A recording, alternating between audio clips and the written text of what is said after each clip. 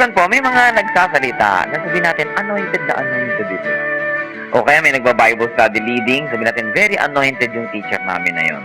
O may kumakanta, sasabihin nyo, anointed naman itong singer na to. Talagang pagka kumakanta siya, nabe-bless ako. There are so many people na mariringgan po natin ang word na yan, very anointed. At ngayon pong umaga, pag-uusapan natin ang anointing of the Holy Spirit. Noong mga nakaraang linggo, we have discussed the work of the Holy Spirit and then the gift of the Holy Spirit. Kaya ngayon man po, the anointing of the Holy Spirit. Aming Diyos, kami po ay inyong turuan sa umagang ito. Kung ano man po ang magiging hadlang para kami ay inyong makausap sa isang malinaw at mabisang paraan, Panginoon, alisin niyo po ang hadlang na ito.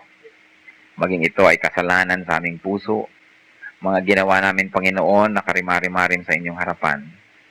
Maging ito, Panginoon, ay galit sa kapwa, maging ito ay pag-aalala, pangamba, o kung ano man po ng mga sakit ng katawan na ngayon ay nararanasan ng iba. O sakit ng puso, Panginoon. Kayo po ang siyang mag-alis ng lahat ng ito. Turuan niyo po kami na tumuon lamang naming pansin sa inyo sa umagang ito. Ang aming tainga, ang aming mata ay matuon lamang sa inyo, Panginoon. Turuan niyo po kami. Quiet our hearts.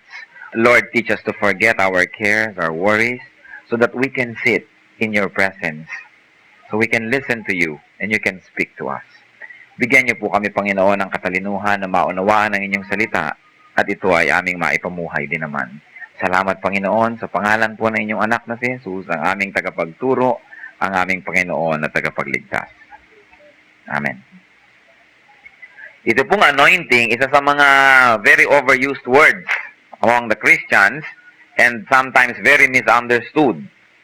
Doon po sa lumang tipan in the Old Testament times, anointing was done by applying oil to a person or thing. Ang oil po ay isang very precious commodity sa Middle East. Maging hanggang ngayon, sa bagay ngayon marami na po mga commercial preparation, marami ng lotions, may mga air conditioning unit.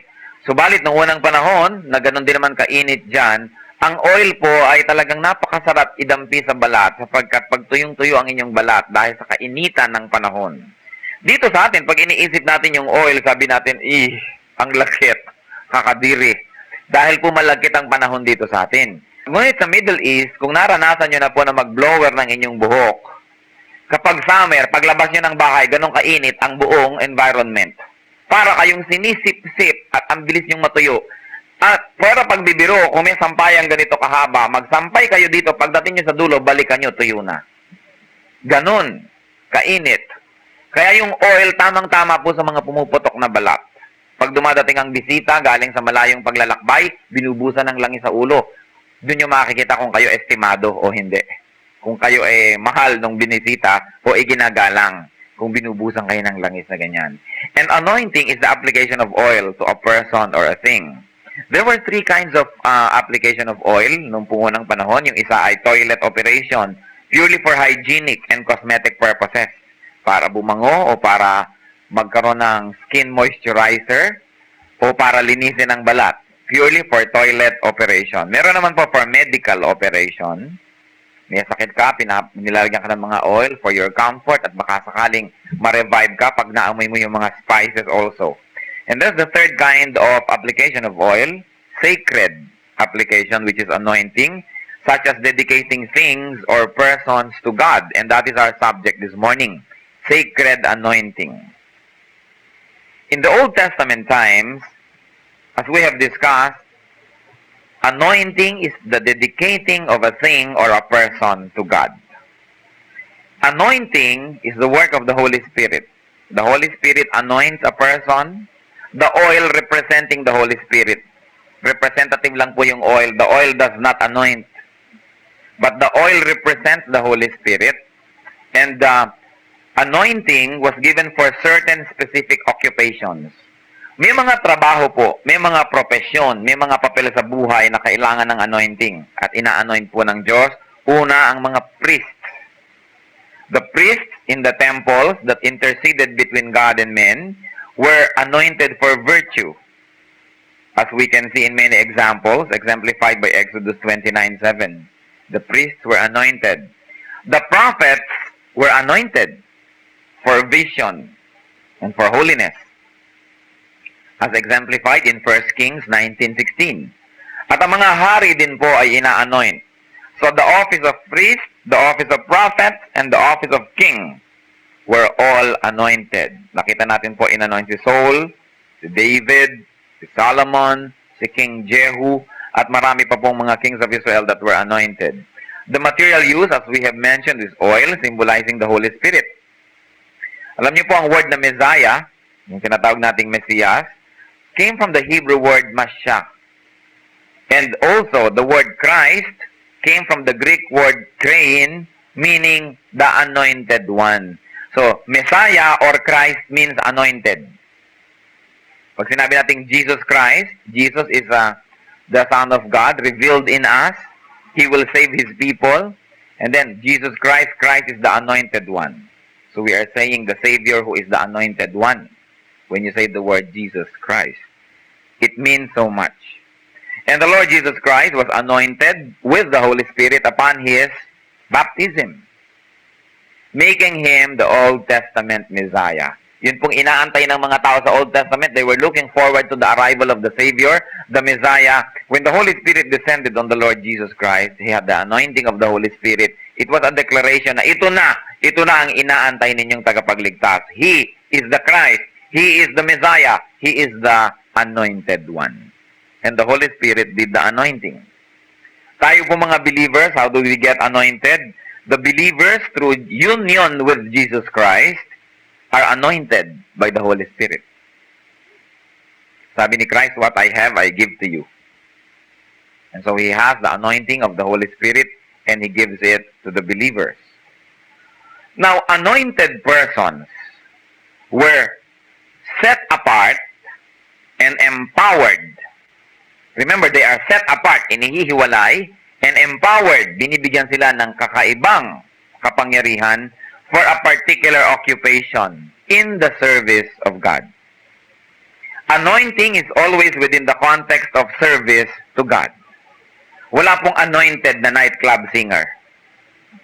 Wala pong anointed na announcer sa mga perya. Wala pong anointed na bomba star. Anointed naman ito sa kanyang profesyon, talagang effective. Wala pong ganon. Anointing is only within the context of service to God. And so a person is set apart and empowered for a very particular occupation. Now, there were also anointing. Kung may anointing po for certain occupations, meron din pong anointing for certain occasions.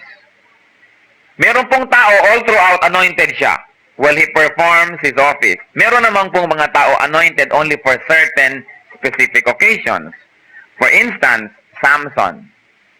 Samson was anointed for strength. Binigyan siya ng supernatural strength. According to Judges 14:6, nung si Samson po ay may harap na leon, alam niyo po mga leon talaga mababangis, yan ang hari ng kagubatan at hari ng wilderness. Wala siyang hindi kayang labanan at silain. But according to Judges 14:6, when Samson faced the lion, and the Spirit of the Lord came mightily upon him, and he tore the lion apart, as he would tear up a small lion. And he had nothing in his hand. So in this case, the anointing gave Samson an extraordinary strength for that extraordinary occasion, only for that moment. So there are occasional anointings, and there are occupational anointing, whereby the person is anointed all throughout to be able to empower him to do his bidding and his calling. Now, you will note that anointing left Samson when Samson sinned with Delilah. Anointing is not a permanent fixture. It comes and it goes if it is an occasional anointing. There is also some anointing for skill. We are told in Exodus 35, verses 30 to 35, that commissioned men to build the tabernacle, the temple, where the temporary temple for that matter, given the extraordinary skill. Now, let's look at the New Testament anointing, the anointing of the Christian. Tayo po, we belong to the New Testament times.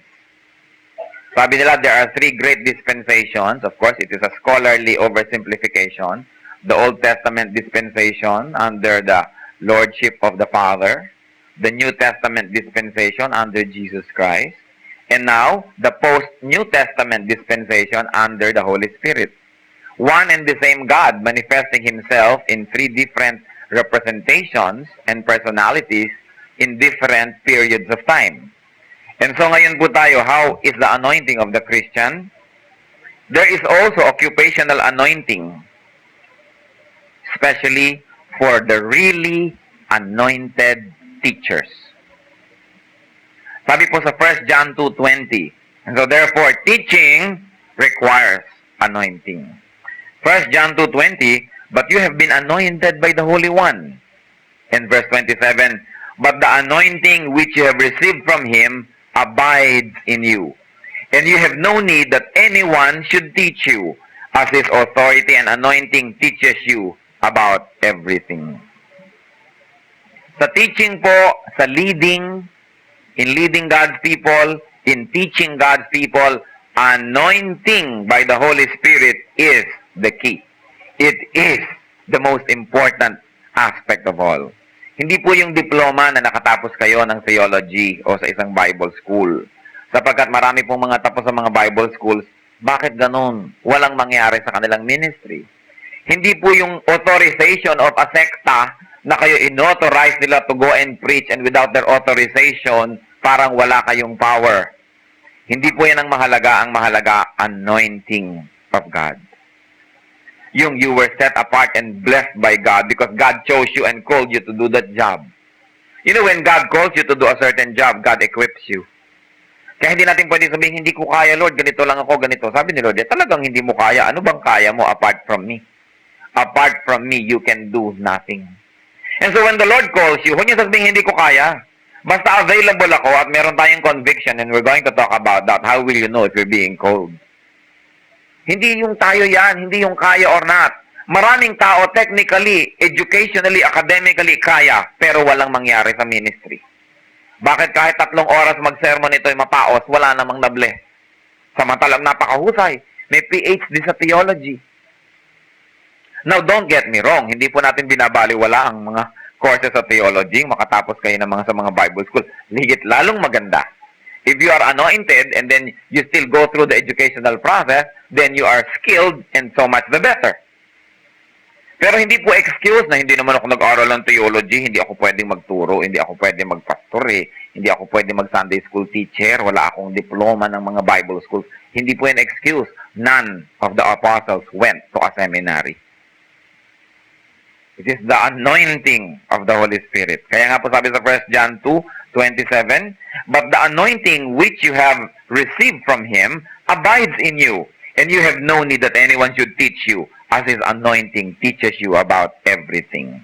Don't get this text wrong. Hindi po ibig sabihin hindi na kayo mag-aaral, hindi na kayo magsasaliksik, hindi na kayo pupunta sa mga eskwelahan. Kasi po, nagiging excuse nitong mga taong ina-address nito na hindi naman ako sanay kaya wag na lang ako. Sabi, if you are anointed, you are empowered, and God will teach you all things. Hindi naman magic. God can teach you all things by your constant study, by consultation with other people, by constant and diligent research. Then God can teach you and add supernatural power to what you can do humanly para po tayo matuto. And so in leading, in teaching, anointing is the key.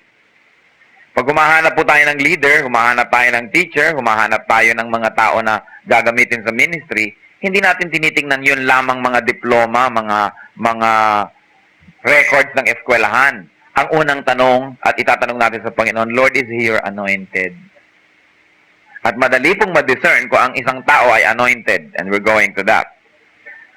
Sa atin pong panahon, meron ding occasional anointing for specific and exceptional ministry. You know, when the Lord calls you to a very specific, a very special ministry, He anoints you, but for that ministry alone and for that occasion alone. Halimbawa, meron tayong napakalaking concert and the singers and the speaker need anointing. If the Lord wanted that concert in the first place, if the Lord's idea was to have a concert, then there will be anointing. Pero kung tayo lang po ang may gusto, baka wala. Kagustuhan lang pala natin na mag-concert o mag-rally, walang anointing. Kasi tayo lang ang may gusto niyan eh. Remember, the Lord anoints only when it is His idea. The Lord anoints only when He likes the project, when He is the one that calls you to do a project. Pero pag ikaw, ano kayang magawa? Mag-rally tayo ngayon sa Luneta. Walang anointing kasi hindi ka tinawag ng Diyos. You went ahead of God's will. But if God calls, He anoints. If God gives you an assignment, He gives you the power to be able to do the assignment. Kaya kung minsan po, nagtataka tayo, bakit marami tayong pinagpapaguran, parang walang nangyari? Isa lamang po ang pwede nating makonclude, the Lord's anointing was not there. Because with God, nothing is impossible. You believe that? With God, nothing is impossible. With His power, nothing is impossible. Bakit walang nangyari? Baka hindi kasi yun ang plano niya eh. You run ahead of God's command and do what you like to do without consulting with God. And so there is an occasional anointing. Great missionaries called to very difficult situations are very specially anointed.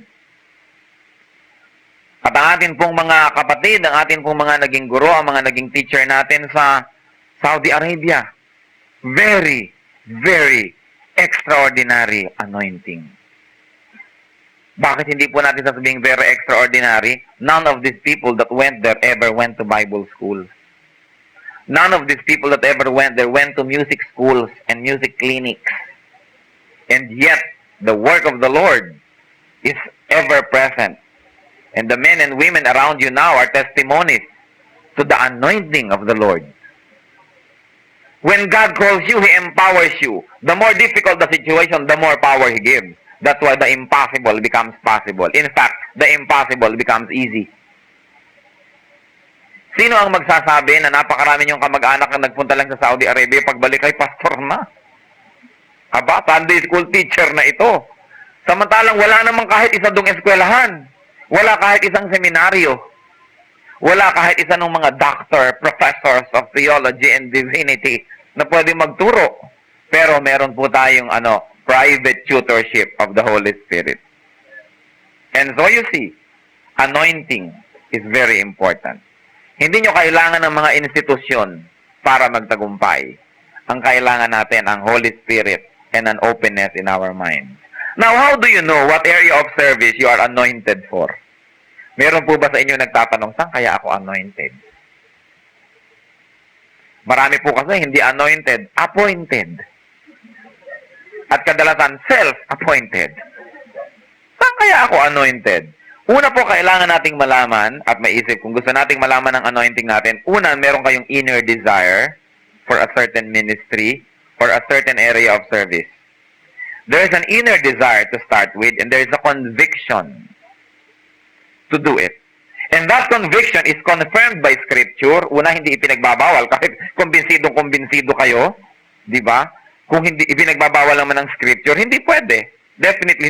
Hindi may desire ako eh. Yung desire mo naman, bawal. Kasi ang bawal nyo pala, ang desire pala niya, para maraming umaten ng evangelistic rally, ang mga usherette, nakabikini. Oh, maganda naman ang intensyon. Maraming darating. At may desire, against the word of God. So, hindi pwedeng may anointing yun. Your desire is not enough.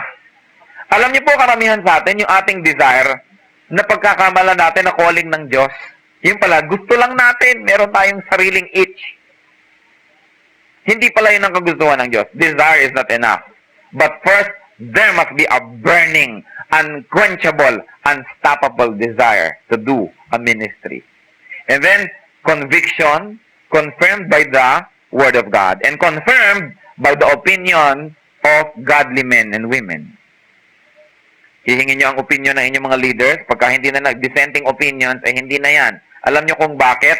At sinasabi ko rin sa ating Board of Deacons, kahit Board of Elders sa Riyadh, we don't vote on anything, major things. Why? Decisions must be unanimous. Hindi maaaring may Board of Deacons ka, 7 ang member, 5 bumoto na lumipat tayo ng lugar, at ang 2 ay bumotong no. So, lilipat tayo dahil 5 ang bumotong lilipat, mas marami. I don't buy that. At sa lagay, iba ang espiritu ng 5 at iba ang espiritu ng 2. At pinaragaan na lang sa damihan, paramihan. I don't think that elections on major issues and decisions should be applied in the church. Hindi po tayo Senado, hindi tayo Kongreso. Dapat unanimous. Dahil ko ang Espiritu ng Diyos ang may gusto nun, ilalagay niya sa heart ng bawat isa yan. Pare-pareho tayo ng gusto. Then malalaman natin, oo nga, ito nga ang gusto ng Diyos. Gustong-gusto ng isang committee, isang project, ayaw ng department head, ayaw ng pastor. Sino na dyan ang anointed sa dalawa?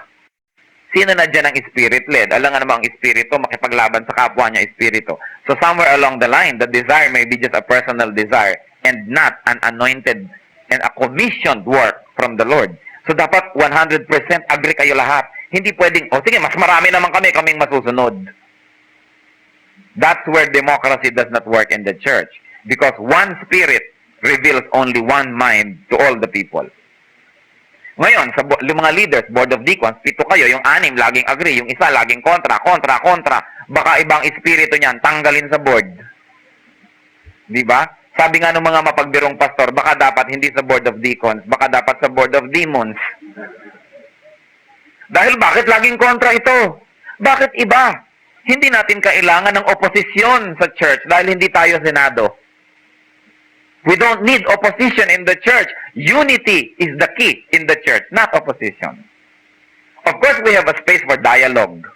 But when we decide special and major things, there must be 100% agreement of the leaders. If one leader continuously disagrees, something is wrong. Iba ang espiritu nun. You agree with that? Dahil iisa ang espiritu, alam nga namang iba-iba ang ilagay niyan. Guluhin niya ang simbahan. Siyempre, hindi ganon. And so therefore, unity is preserved by that simple principle that one spirit gives us one desire. And so number 1, to know kung saan po kayo anointed, there must be an inner desire, a conviction with the Word of God, and confirmation from godly men and women. Number 2, there must be enablement. Binibigyan kayo ng Panginoon ng natural and supernatural ability to do the work. Aba, ang inyong inner desire, kumanta sa Panginoon. At ang conviction nyo sa Word of God, let's sing to the Lord. Sabi ng Bible, maganda. Sabi din ng mga tao, maganda to sing to the Lord. Kayo'y pipi. Hindi pwede yun. So there must be a physical enablement, a natural and a supernatural enablement. Para malaman yung yun nga, ang aking area where I am anointed. And of course, you will know that you're anointed in a certain area if there is success. It's not enough that you are busy. It's not enough na pagod kayo. Marami po sa atin, pagod na pagod. Pero pag tiningnan mo kung anong bunga ng pinagpaguran, wala naman. Hindi naman sadista ang Diyos na gusto lang niya tayong mapagod. Ang gusto niya yung pagod natin magkaroon ng bunga. Kaya kung kayo parating pagod, wala namang bunga, there is no success. Baka hindi yan ang area. Walang anointing. There must be success. And also, number 4, you must be blessed that you are doing it. You feel nice and you feel good and you are blessed and you're happy that you're doing it. And number 5, the people are also blessed and are happy that you are doing it. Baka naman kayo lang yung masaya. Ang mga tao ay nagdurusa. Ako ang calling ko talaga mag-sermon. Magse-sermon dito ang mga tao ay dusang-dusa. Siya na may nag-enjoy. Lalo binivideo. So, dapat enjoy ang tao, enjoy din kayo. So, when you have an inner desire, an inner conviction, confirmed by the Spirit, by the Word of God, and by the counsel of godly men, when God enables you both naturally and supernaturally, when it gives you success, you are blessed and the others are blessed, then you are anointed for that ministry. Don't confuse skills with anointing. Meron pong very skilled people pero walang anointing. Very skilled magturo, mahusay talaga, pero walang bunga. Very skilled kumanta, pero walang spiritual effect on the people. Very skilled, halimbawa na gumawa ng anything, pero walang anointing, walang bunga, walang result. Hindi po yan anointing. Now, anointing is granted and poured to a Christian when the Christian first operates according to the gifts of the Holy Spirit. Kaya nga yan po correlated sa sinabi natin that there must be enablement. Yung gift na ibinigay sa iyo, yun dapat ang i-cultivate. Do not covet the gift of others. And so it must be, when a Christian operates according to the gifts of the Holy Spirit, there is anointing. Also, when the Christian operates according to God's time. It was God's purpose that Moses should save the Israelites from the Egyptians. But Moses moved 40 years ahead of time. He killed an Egyptian to defend an Israelite. So what happened? He was sent to the desert, and for 40 years, naimbak siya doon. He moved ahead of time. True, he was anointed. True, he was chosen. True, he was commissioned to deliver the people out of Egypt, but it was wrong time. So timing is also very important. Anointing is there when we move according to God's time. Anointing is there when we move according to God's will. And anointing is there when we move. Nandun ang calling, nandun ang skill, nandun ang conviction, pero walang movement. Walang ginagawa. Puro intention. Ako, magtuturo din naman ako sa Sunday school eh. Darating din tayo dyan. Ako, gagawa din ako dyan. Magli-lead din ako ng ganito. Mag-o-open din ako ng Bible study. Kailan? Balang araw. Kailangan we operate. Hindi puro intention. Kailangan action. Wala pong nagkakaroon ng pleasure of God by His intentions alone. Kailangan may action. And of course, anointing is there when we live a godly life. And very briefly, let's go against the very basic sins against the Holy Spirit that prevents anointing. I want all of us to just look at ourselves honestly. Ano po ba ang mga kasalanan laban sa Espiritu Santo na pumipigil sa anointing? Una, blasphemy against the Holy Spirit. What is blasphemy against the Holy Spirit? Sabi po sa Matthew 12:31-32, the blasphemy against the Holy Spirit will never be forgiven. And so what is that? Kung iisipin po natin, the blasphemy against the Holy Spirit will not be forgiven. Hindi patatawarin. Pag hindi pinatawad, ibig sabihin pupunta sa hell. Ano pong kasalanan ang magdadala sa atin sa hell? Ibig sabihin, yun ang kasalanan na hindi patatawarin. Yun ang blasphemy against the Holy Spirit. What will bring us to hell? Rejection of Jesus Christ. That's the only sin that will bring you to hell. Not being born again. Not accepting Jesus as Savior and Lord. And so when you reject Jesus Christ, you blaspheme against the Holy Spirit. Why? Because the main work of the Holy Spirit is to testify about Christ. If you don't believe in Christ, you ignore the testimony of the Holy Spirit. That is the blasphemy against the Holy Spirit. It is my prayer that nobody here rejects Christ. That nobody here blasphemes against the Holy Spirit. Because it will not be forgiven. There's another sin that we commit against the Holy Spirit that stops anointing. And it's very prevalent among the Christians the world over. It is rebellion against God or rebellion against His anointed leaders. When you rebel against God's anointed leaders, ang inyong choir director halimbawa ay anointed, ang inyong Sunday school teacher ay anointed, when you rebel against them, it's as good as rebelling against the power that called them to do the work. By virtue of command responsibility, we are actually rebelling against God. Alam niyo sabi sa Isaiah 63 verse 10, but they rebelled and grieved the Holy Spirit. Therefore, the Holy Spirit turned to be their enemy and Himself fought against them. Bilo yung Holy Spirit, imbes kayong tulungan, when we rebel and we grieve the Holy Spirit turns around and becomes our enemy and destroys us. The verse was originally written about the backsliding of Israel, that it can very well apply to all the Israelites now, the Christians, who became Israeli citizens by virtue of adoption through Abraham. When you accept Jesus Christ, you become an offspring of Abraham according to spiritual adoption. But they rebelled and grieved the Holy Spirit. Therefore, the Holy Spirit turned to be their enemy and the Holy Spirit fought against them. How do we rebel against the Holy Spirit? Sometimes, the Holy Spirit reveals an ugliness within us. Iko-convict tayo ng Holy Spirit na mayroong napakapangit, mayroong grabing kapangitan sa ating puso.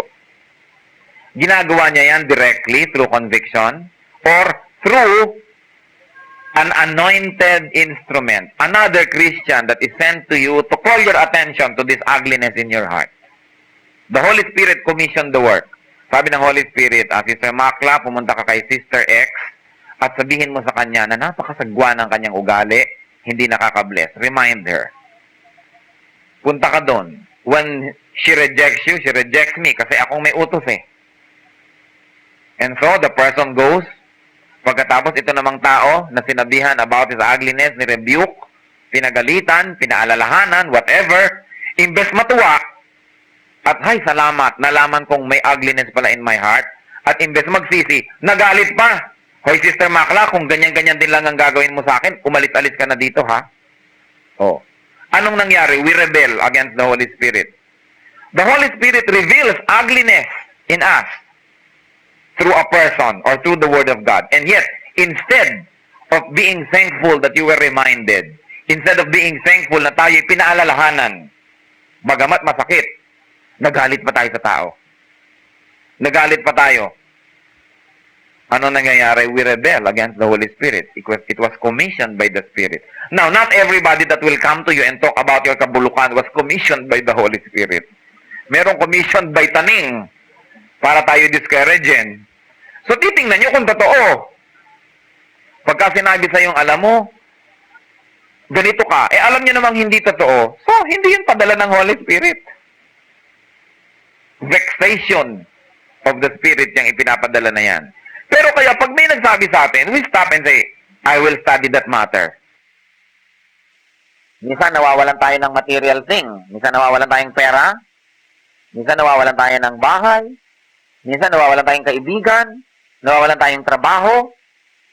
Nawawalan ang ating popularity. Napapahiya tayo, na-embarrass tayo. These are signs that the Spirit is working against you. And so do not ignore. Dahil sabi, the Spirit can turn around and make himself our enemy if we rebel.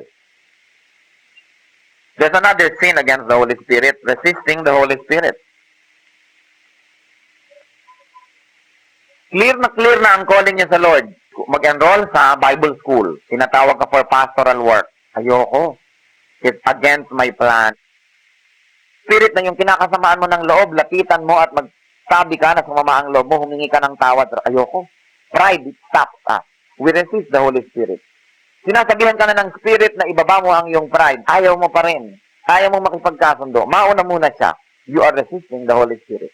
The Holy Spirit is asking you to drop one favorite sin and you don't drop it. You are resisting the Holy Spirit. Sabi, resist not the Holy Spirit. At alam niyo po ang warning? Sabi sa Genesis 6:3, may warning. My spirit shall not abide in men forever. At alam niyo po, si King Saul, matapos ilang beses ang paalalahanan ng prophet na si Samuel tungkol sa kanyang mga pagkakamali, ayaw niya makinig. Ang tigas-tigas ng ulo niya. Alam niyo po ang nangyari? 1 Samuel 15:14.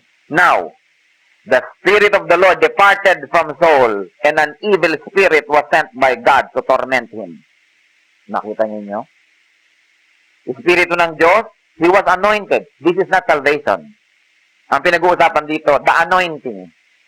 The anointing spirit of the Lord left him. Inalisan siya ng power to be king. Inalisan siya ng capacity, ng natural and supernatural strength to be king. The anointing spirit left. At anong pinadala ng Diyos? A tormenting spirit. Sige, buwisitin niyo siya. Kaya alam niyo talaga siya, nagigising sa gabi, halos siguro ay tumalon, sinasabunutan niya ang kanyang buhok, hindi siya matahimik. Nililigalig siya ng mga impacto na pinabayaan ng Diyos, naligaligin siya. Kung hindi ka kontento sa spirito ko, kinokorek kita, ayaw mong makinig, ang tigas ng ulo mo, lalayasan kita at mga impacto ang kapalit. Gaano karami sa atin ang kandidatong layasan na? Dahil sa tigas ng ulo, paulit-ulit nang nababasa, paulit-ulit nang naririnig, ayaw pa rin.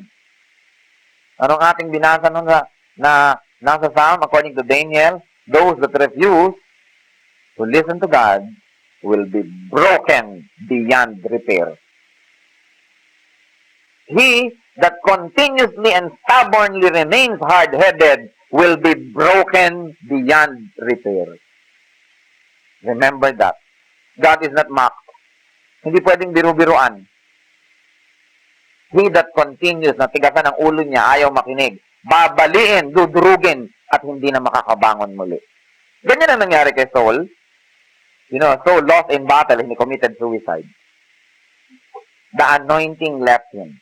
Don't mistake this for salvation. Hindi salvation ang pinag-uusapan na natanggal ang kanyang salvation. Ang pinag-uusapan na natanggal ang anointing at ang ipinadala mga impacto. At si Saul, natatahimik lang siya pag tumutugtog si David. Pag tinutugtugan siya. Because anointed ang music ni David. Marami pong tugtog pag nadinig nyo sumasakit ang inyong ulo. Hindi anointed yan. There's another sin against the Holy Spirit that prevents anointing, and that is insincerity or lying. Sa Acts 5:1-9, Ananias and Sapphira, alam natin, nagsinungaling sila sa kanilang ibinigay na donation sa church. Bigla silang namatay. Pinatay sila. Akala natin ang Diyos ay super softy-softy. Bigla silang nanigas at sila'y namatay sapagkat sila'y nagsisinungaling. Sabi sa kanila, how is it that you have agreed together to tempt the Spirit of the Lord?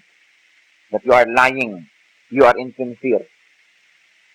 And another sin against the Holy Spirit is quenching the Holy Spirit.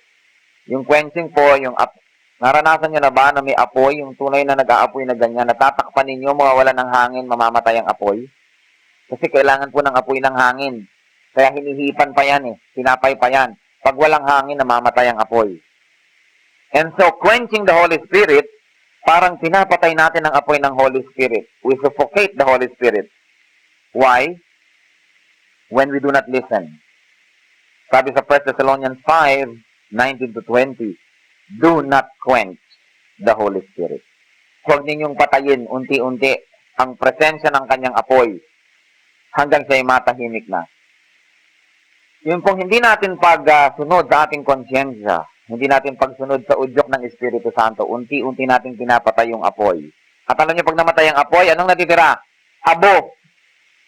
Kaya yung iba, walang apoy ng Espiritu Santo, abo ang nandun. The spirit that is ignored becomes less and less helpful. Sabi po sa Bible, certain persons, by ignoring their conscience, have made shipwreck of their faith. Nawasak ang kanilang pananampalataya sapagkat hindi sila nakikinig sa kanilang budhi. Bakit pa tayo binigyan ng budhi kung i-ignoran din lang natin? And of course, the last thing that I would like to share with you, among many, we cannot cover all, is grieving the Holy Spirit. Ephesians 4:30-31. Do not grieve the Holy Spirit in whom you were sealed unto the day of redemption. At sabi po sa 31, ito yung nagpapag-grieve daw sa Holy Spirit. Let all bitterness, mga kapaitan, and wrath, mga kapuotan, and anger, galit, and clamor, mga pagtatalo-talo, and evil speaking, pintasan ng pintasan, be put away from you with all malice. Lahat ng malisya, alisin daw. Tanggalin daw ang mga kapaitan, ang mga galit, ang mga kapuotan, ang pagtatalo-talo, ang pagsisiraan, ang pagsichismisan, because that grieves the Holy Spirit. And when the Holy Spirit is grieved, your anointing is withdrawn. Remember, there is no permanent anointing. It can be withdrawn by the Lord. And so, in closing, for what are you anointed? Para saan po ba kayo binigyan ng Diyos ng extraordinary skill and talent and power? For what are you anointed by God? Are you now useful? Ano mga hindrances? Meron bang urging sa atin ng Spirit na ayaw nating pakinggan, tinitigasan natin ang ating ulo? Let's silently pray. Let's review our lives. Ano ba ang mga katigasan ng ulo ko? Ano ba ang mga sins ko against the Holy Spirit? Kaya tuloy yung anointing wala o kulang o hindi as powerful as it should be. And let's ask God to forgive us and make a resolution personally to please the Holy Spirit. Na huwag siyang mag-grieve sa ating buhay, huwag nating tigasan ng ating ulo. And then we will pray together after a minute of silence.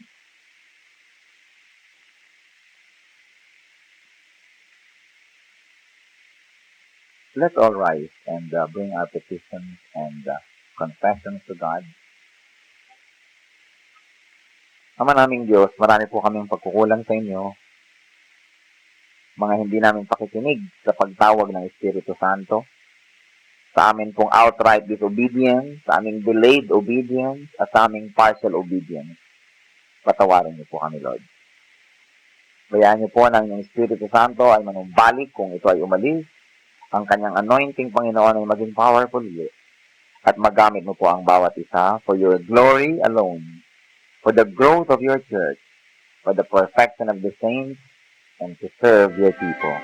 This we pray with thanksgiving in the name of Jesus Christ, whose sacrifice makes the anointing of the Holy Spirit possible.